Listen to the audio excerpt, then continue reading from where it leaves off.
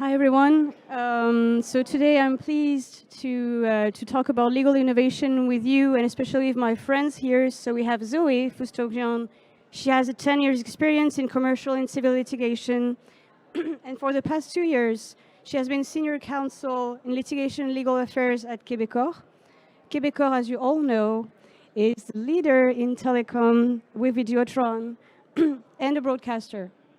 And we're also joined today by David Lipkus, who's the co-founder of the law firm Lipkus Law. He's a lawyer in Toronto, and he specializes in brand protection and anti-counterfeiting investigation and enforcement. So, Zoe, would you like to start? So, hi everyone. Je vais faire la présentation en anglais juste pour avoir un meilleur flow entre David et moi.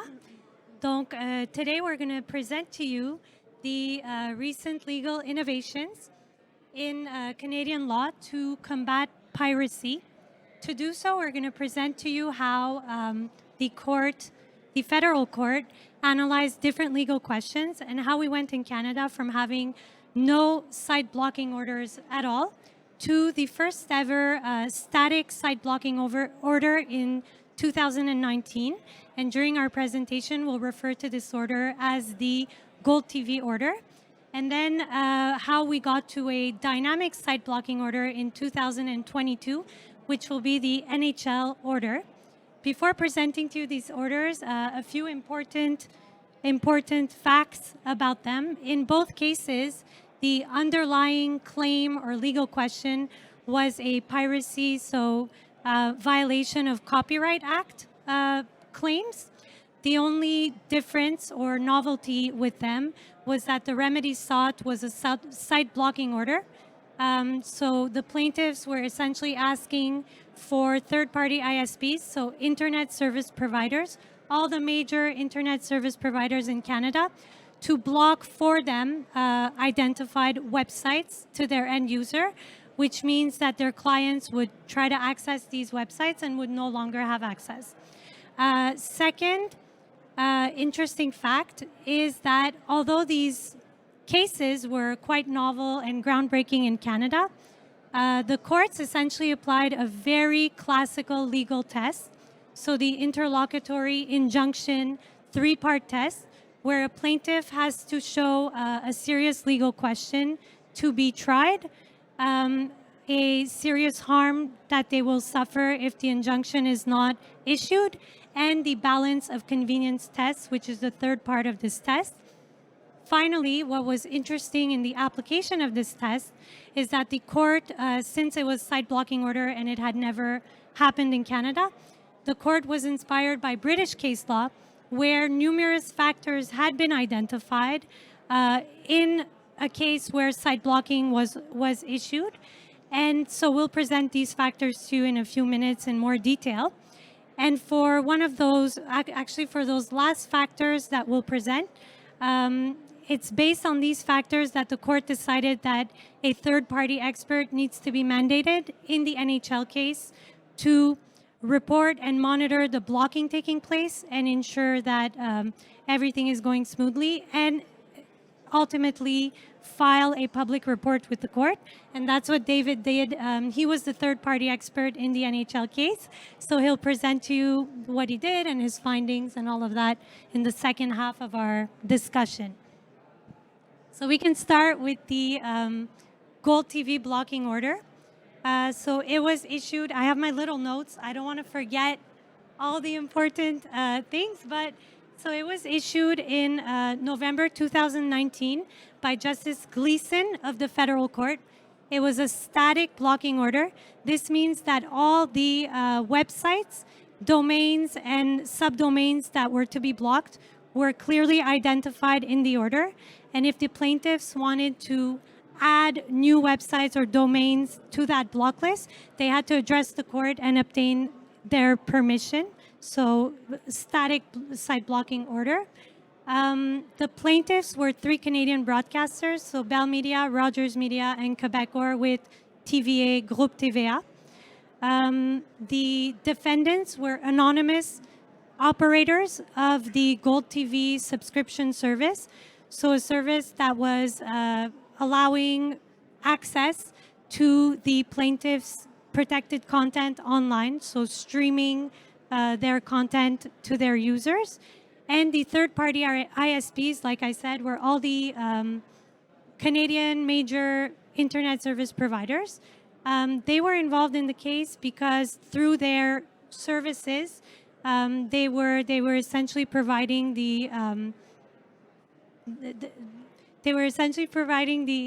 facilitating actually the services for the operators and permitting their clients to access these websites through internet. So the relief sought, like I said before, was the plaintiffs asking all the internet providers to block Gold TV to end users, so to internet clients. Some ISPs contested this motion. So the legal questions that were identified by the court, there was a competency, so jurisdiction question where they were raising an argument to say that the federal court did not have jurisdiction to issue this order. The court, I won't go too much into detail into that, but the court essentially said that it is a equity court and it did have competency to issue such an order. And in the Copyright Act, there's specific provisions that say that copyright holders that have their content infringed can seek any remedy available to them, which includes injunctive remedies. Finally, the court, once it said, okay, I can issue this order, asked what's the legal test that I need to apply? So like we said in the introduction, the classic interlocutory injunction test. How did they apply it here? For the serious legal question to be tried, it was quite obvious for the court, and they were satisfied that there was a clear violation of copyright. The infringing material was available online. For the serious harm issue, the court was also satisfied that there was serious harm. The infringement was ongoing. So before addressing the court to force the ISPs to block, the plaintiffs had already obtained injunctions against the anonymous operators, so against John Doe operating as Gold TV. And despite these injunctions and these clear orders that forced Gold TV to cease its operations, they did not stop. It was ongoing, and there was a clear refusal to remain anonymous and not participate in the legal proceedings. So that question was satisfied for the court. And then finally, when the court came to analyze the balance of convenience, so essentially who's more affected by this order, and is it just and fair for everyone involved? The court was inspired by the British factors that were used in British case law, and those factors were effectiveness, dissuasiveness, complexity and cost, barriers to legitimate trade, fairness, substitution, and safeguards. So very quickly on each. For effectiveness, the question was, will the order render piracy and access to these websites more difficult? So it didn't need to eliminate it completely, and the court didn't think that that was a fair threshold. So as long as the plaintiffs were able to demonstrate that this will make it harder for people to access these websites, the court was satisfied. For the dissuasiveness piece, the court was also satisfied that such an order will dissuade operators from and not only Gold TV, but other operators from maybe not going into such a piracy business, and would maybe dissuade consumers from accessing these websites because the access would be made much harder. For the complexity and cost, there wasn't really an issue in this case because the domain names and the subdomain names were clearly identified. So it was quite easy to give these addresses to block to the ISPs and have them block, and the cost wasn't affected as well. For the barriers to legitimate trade, this was essentially the question, will legitimate content be blocked because of this order? And this, David will speak about during his portion of the presentation. In this case, it wasn't an issue because domains, subdomains were clearly identified. But in the NHL case, it wasn't the same situation. Finally, for the fairness, there was an interesting argument raised relating to net neutrality. So that's the concept that every website on the internet has to be treated equally, so the traffic. The court heard the argument, but since there was really unlawful content, did not take it as a reason to not issue the order. And then we had substitution. There was demonstration by the opposing ISPs that it would be easy to substitute and circumvent these orders. But again, the court said it's not because there is the possibility to substitute that I will not issue this order. So it didn't play so much in the balance. And for the safeguards, David will also talk about. So that was the Gold TV order. The Gold TV order was really the basis for the plaintiffs to eventually obtain the NHL order, which was issued in May 2022 by Justice Pentney of the federal court again. Plaintiffs were the same three plaintiffs, so Bell Media, Rogers Media, and Groupe TVA, so the Quebecor branch. The plaintiffs owned all the NHL rights in Canada, so to broadcast the NHL in Canada. So together they seek a dynamic order to have the ISPs block all of the infringing illegal NHL content, but not only against one subscription service, but against all the pirates or every infringing content in Canada. So that's the difference between the static and dynamic, So against all the content, now the difference between static, dynamic, and why a static order couldn't be obtained in this case. There was many factors. First, as we know, hockey is watched live usually, so people don't record it and then watch it afterwards. So there was really a necessity to be able to react during the game and block in a dynamic manner. There was also the question how pirates from Gold TV to 2022 had started being more sophisticated and changing their websites and the link to their websites during a game. So again, we needed that flexibility to be able to do a dynamic blocking without going to have to see the court and say, okay, we want to add these addresses to the block list. The test was applied, same classic test. I won't present it again. The reasons that satisfied the court were quite similar to Gold TV. So the plaintiffs did demonstrate a serious legal question, so the infringing content, irreparable harm, and the balance of convenience. For the balance of convenience, again, there was the necessity factor, and the court was satisfied that we didn't need to show that the order would be indispensable, so only that it would help in reducing piracy.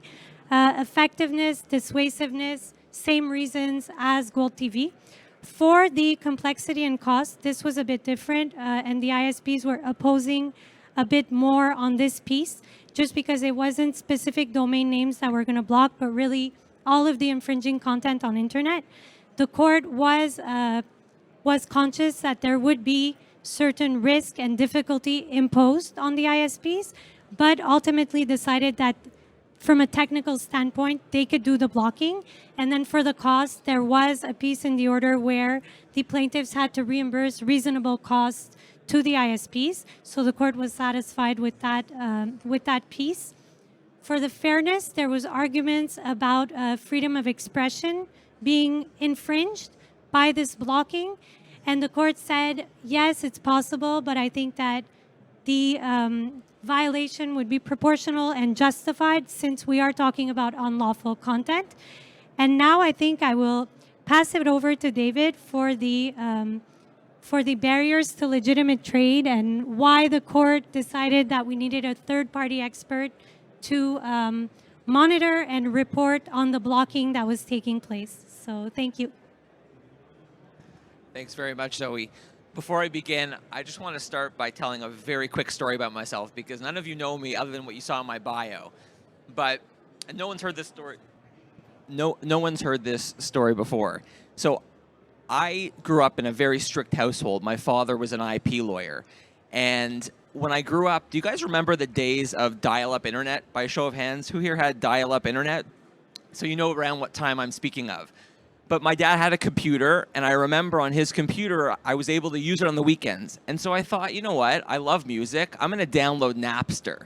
And so I downloaded Napster, and I didn't have my own computer. He had a computer. And I was in university at the time, and I thought it was a good idea. And so I put Napster on his computer, and all of a sudden, I started downloading music, and I was sharing that music with my friends. And my dad came home one day from work and said, "What is this program on my computer?" And I explained to him that it was all the music that I listened to. And he said to me, "Well, don't you just go to the record store and buy your CDs there?" I said, "No, I just download it and listen to it through the computer." He said, "Well, how much did you pay for that music?" I said, "I didn't pay anything. I was borrowing it from my friends." And he said, "Well, which friends were you borrowing from?" And so he would ask my friends, and I would say to them, "Well, did you buy the CD? Did you buy this music?" And it would go through a chain of a number of friends, and lo and behold, none of us purchased the music. And so he came to me and he said, "Do you understand that you're stealing this music?" And I said, "What are you talking about? I'm absolutely not stealing anything. I am borrowing the music from my friend." And he was, if he could have beat me at the time, I think he would have. But what he's described to me was, think about it. You went onto my computer. I'm an IP lawyer. What do you think the headline in the newspaper is going to be if we get caught? IP lawyer steals music from his clients. I said, no, Dad.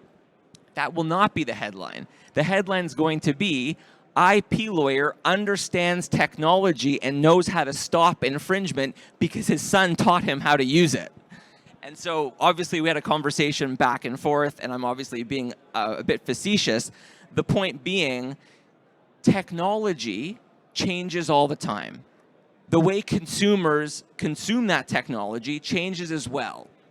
And the point as it relates to dynamic site blocking orders is as follows. All of the rules were written, and the judges have to interpret cases that came out before the technology even existed.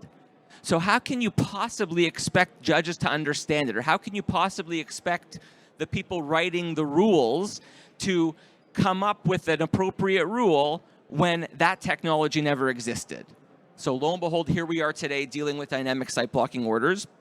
And I think that the court's main concern, I certainly won't put my words into any judge's mouth, but if you think about it from a broad context, we all go online, we all consume content, and we consume legitimate content.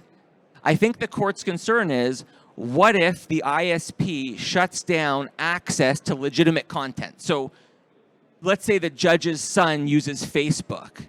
Well, is it illegitimate for the judge's son to go on and access Facebook? The judge might think, well, if there's infringing content that's being streamed there, all of a sudden in Canada the courts are going to agree to shut down Facebook? The answer to that question is no.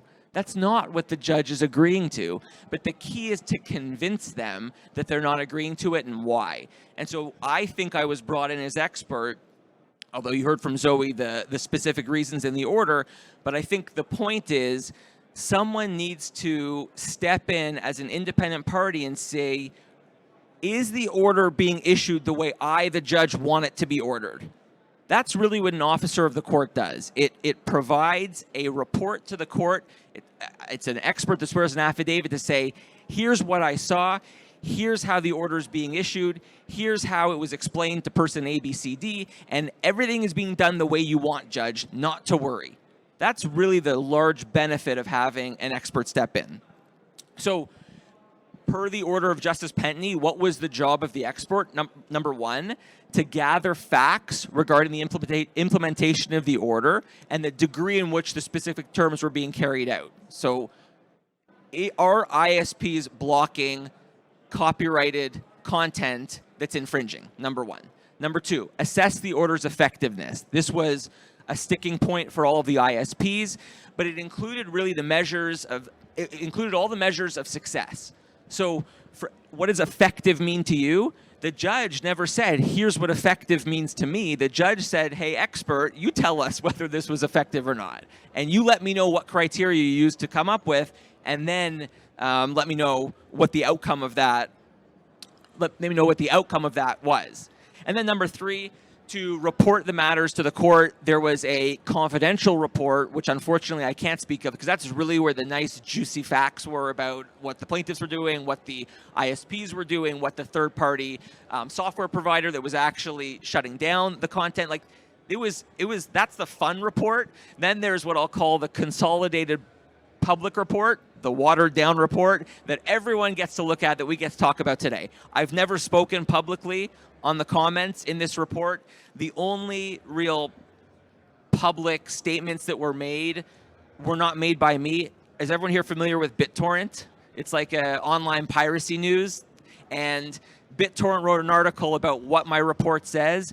Don't read that article. The author at BitTorrent that wrote about what the report completely butchered the facts, and you have to actually read the report if you want to know what I was actually saying, because they really just misquoted and misstated what was in the report. So be careful where you get your news, and if it's BitTorrent, then make sure you read the underlying document, not the author's version of that document. Okay, with that, there's a few main areas I want to discuss. So number one, is really the review and verification, which was a lot of fun.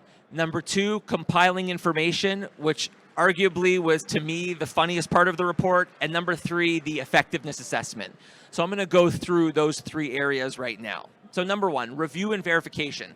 And again, if you want to read the report, it's a public document. You can email me. I'm happy to share a copy with you, but it's court file T-955-21 in the Federal Court of Canada. It is publicly accessible by anybody that wants to see it. So what did the report say?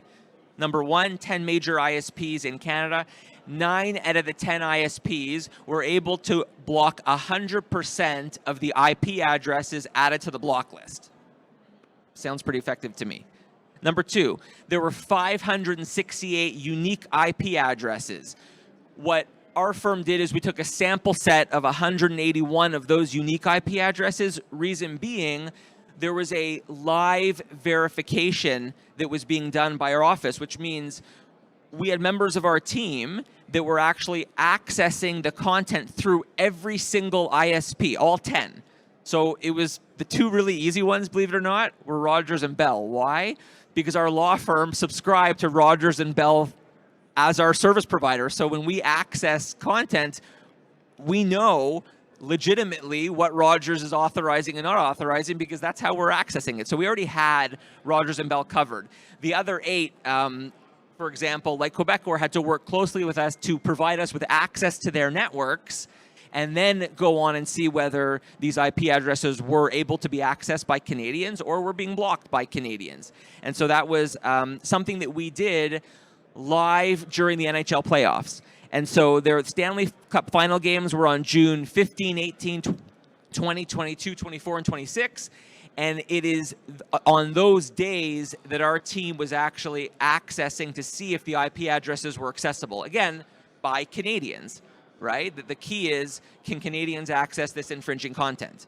So on page 13 of the report, if anyone wants to read it, you will see that we use 3 different methodologies. There was a ping traceroute and TCP traceroute, and it was really a script that was written by a member of our firm, and that gave us the ability to monitor whether these IPs were being blocked by the ISPs.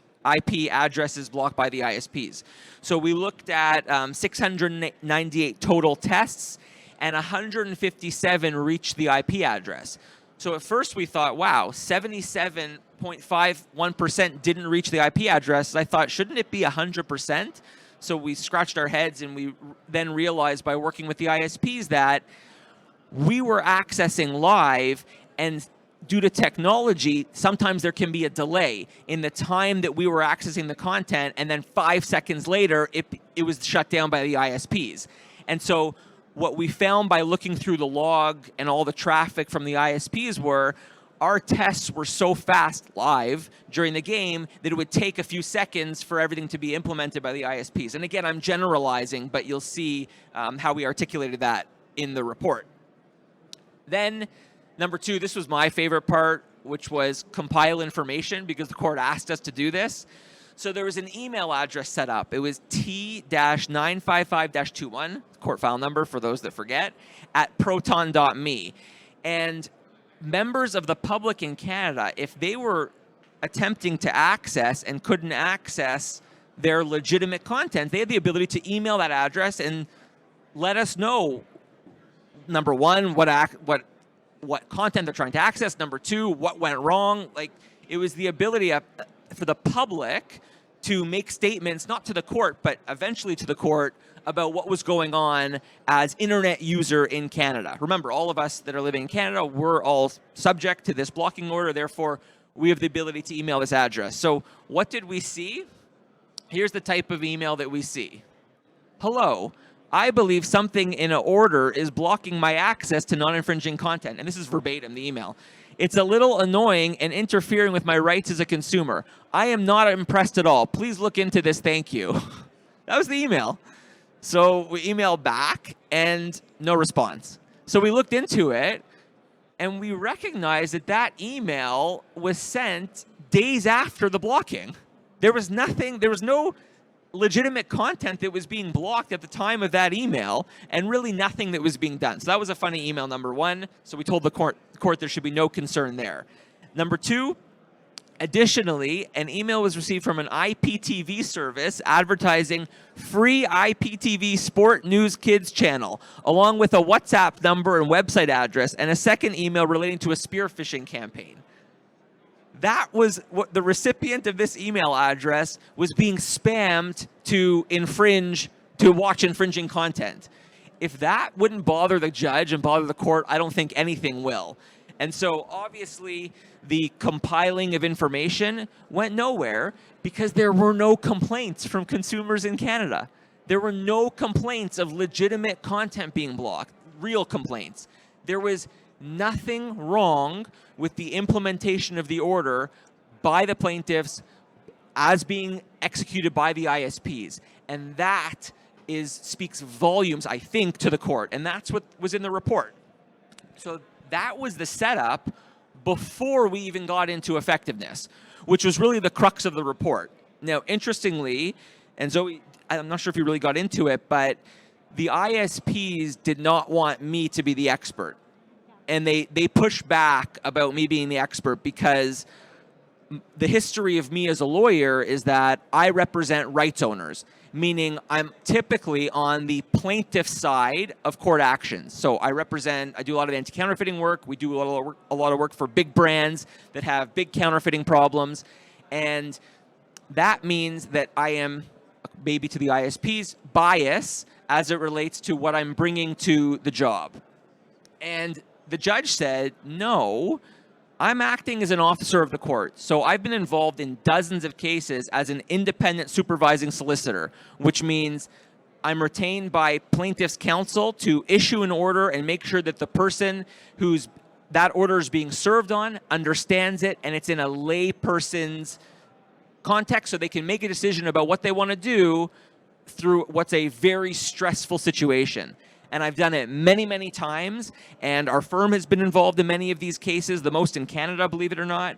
And the judge said, of course I'm going to be independent.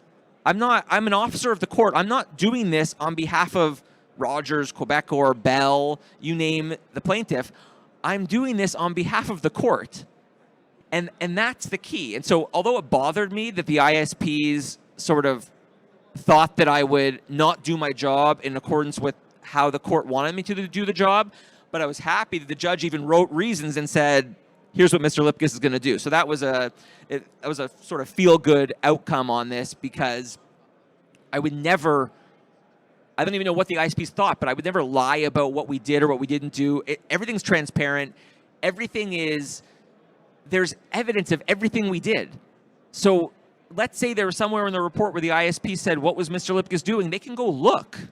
And the crazy part of the whole thing is it's the ISPs who are telling me what was being done. And we're obviously monitoring that as well. But interesting situation that ended up, I think, working out okay. What the judge did is they said there's going to be a second expert that's going to assist me on the effectiveness element. So this effectiveness report was not written solely by me. It was written co-authored with John Wilkins at Quadra Partners, and this was the ISP's expert that they wanted to do the report. So instead of having just me do an expert report on effectiveness, and instead of just having John Wilkins do an expert report on effectiveness, we wrote one together. And the interesting part about that is, if we didn't agree, the judge said, no problem, come talk to me. And then we'll see whether we do 2 reports or we'll decide what the outcome will be there. Good news is, John Wilkins and I agreed on effectiveness, and spoiler alert, the order was implemented in an effective way by the ISPs. So that's really what it said, but it was a lot more complicated to get to that answer. And there were really 4 elements in effectiveness. Number 1, and you got into it, so I'm not going to repeat it in too much detail, reducing consumption, benefit to rights owners, right? With any dynamic site blocking order, and we don't want to, you guys should come listen to Daniel Pink later today talk about sports and his take on these types of orders, but sports content is protected by copyright. And that means that whoever is the author and whoever has the rights to broadcast and license that content is allowed to do it, nobody else. So there's a benefit to rights owners there, and that has to be looked at from an effectiveness perspective. Then, really important to the ISPs were the costs borne by ISPs, and then potential barriers. So potential barriers. Did the ISPs block access to legitimate content? That's an element of effectiveness. So what the report said is that there was a reduction in piracy for tens of thousands of internet users in Canada at a low cost. That is what the report could say factually. Do I believe that there was a reduction in piracy in the millions of people? My gut check tells me yes, but we couldn't put that in the report because we didn't have the facts and the data to support that conclusion. And that's really where the report, when I say it's like a watered down report, and when I say that it's based solely on fact, I wish I would have had more access to data to be able to actually say, this is how many users went on and tried to access the infringing content. That data doesn't exist. Do I think that tens and thousands of confirmed cases is persuasive to a court? Absolutely. I think a judge would look at that and say, that's a lot. So that's number 1, reduction in piracy. Number 2, reduction in supply. That's an easy one. Obviously, the supply was reduced because there were IP addresses with infringing content that weren't accessible. Then the potential harm, again, really important to ISPs. There were no complaints. So if I'm an ISP and I have no skin in the game in this fight, I'm not a plaintiff in the action, and I'm not a defendant in the action. I'm an intermediary, and I just provide access to content. Or think about an intermediary like Google. I just scrape the internet and I provide access to search results. I'm not actually doing anything, is the position that many intermediaries would take in this infringement issue. If none of my customers are complaining, how is that not the most persuasive fact out there that exists? So if I'm the judge reading this and there are 0 complaints from Canadians, to me it's over. Of course these orders should be issued on a regular basis because it's not impacting any Canadians negatively. So to me, from an effectiveness perspective, although, again, not said this way in the report, the judge has to draw his own conclusions based on the facts and the data. But of course it's persuasive that there was no overblocking and that there were no complaints. So that was the harm issue. And then what we did say was that we would have loved more data from more games, right? Remember, I mentioned earlier the monitoring period during the Stanley Cup Finals. It was 6 games. And the reality is we just didn't have more information available to be able to draw further conclusions. But I think if you read the report and based on what I'm telling you, I think it's pretty obvious that the order was effective, as defined by however you want to define it, as defined how we define it, and certainly as the court would define it. So that's dynamic site blocking orders, again, from the expert's perspective. Quickly, guys, don't be shy. If there are any questions from the audience, do you want me to get into any specific part of the work that we did? I'm happy to do it. Otherwise, I'm going to turn things over back to Olivia. Thank you very much. It was very clear.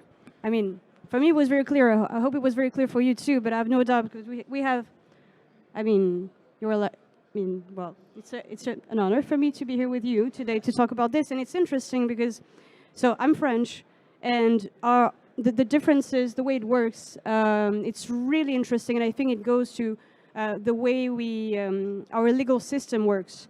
For example, the flexibility, because your first case was 2019. In France, we were only able to get legal actions for sports content after 2022, when because we have codes in France.